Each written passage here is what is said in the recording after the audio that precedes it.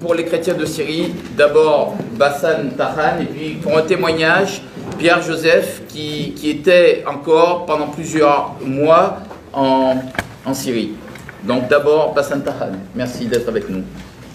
Mes chères sœurs, mes chers frères, je suis porte-parole de du rassemblement pour la Syrie, et j'interviens ici comme chrétien laïque qui croit à l'œcuménisme.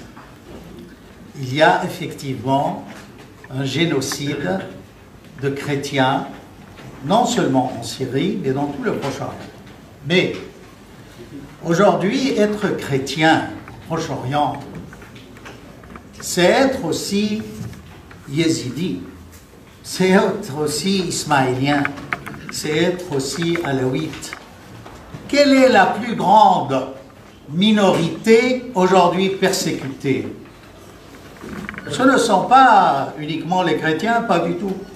Ce sont les sunnites modérés.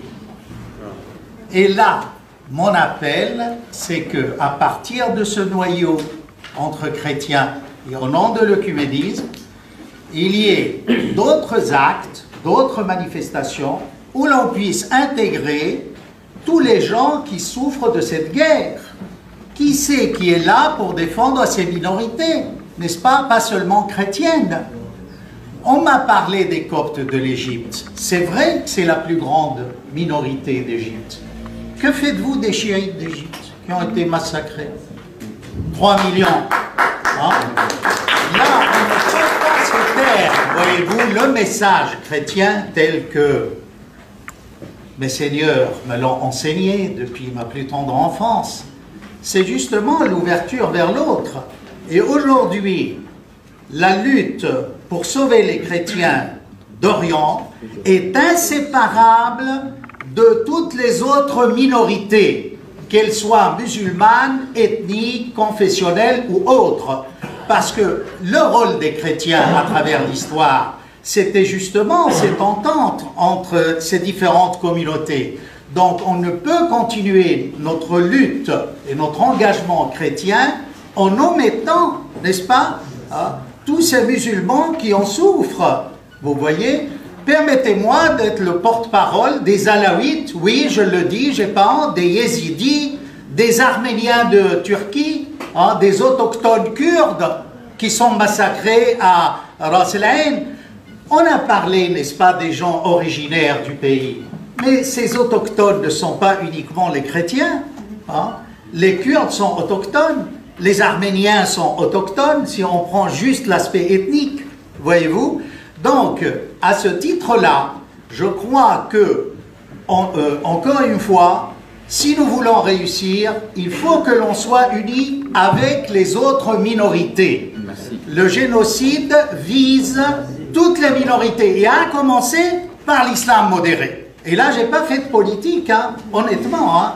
Mais une dernière chose, le nombre de gens tués dans la guerre de Syrie, si on se réfère, n'est-ce pas, à la confession, ce sont des sunnites. Ce ne sont ni les chrétiens, ni les alaouites.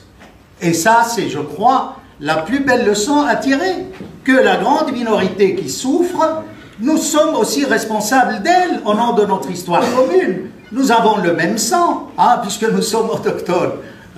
Voilà, c'était tout. Merci.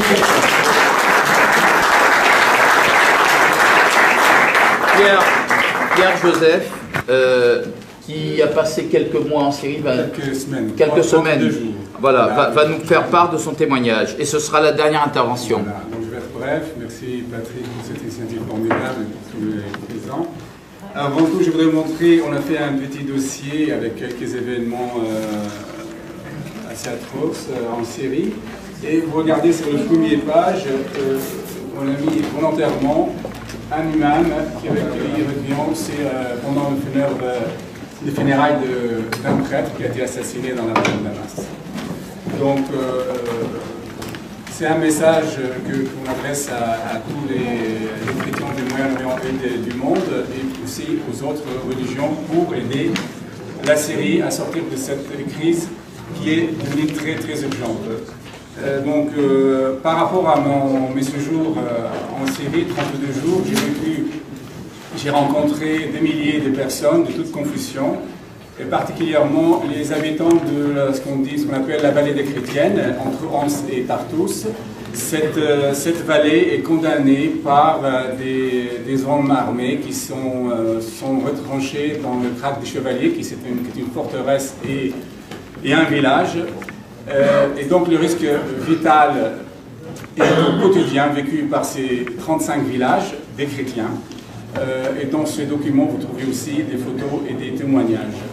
Je voudrais rejoindre l'association Porte Ouverte pour vraiment sonner l'alerte.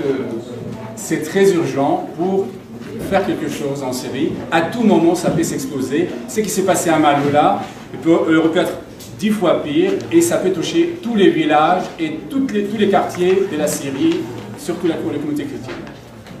Merci. Patrick. Merci.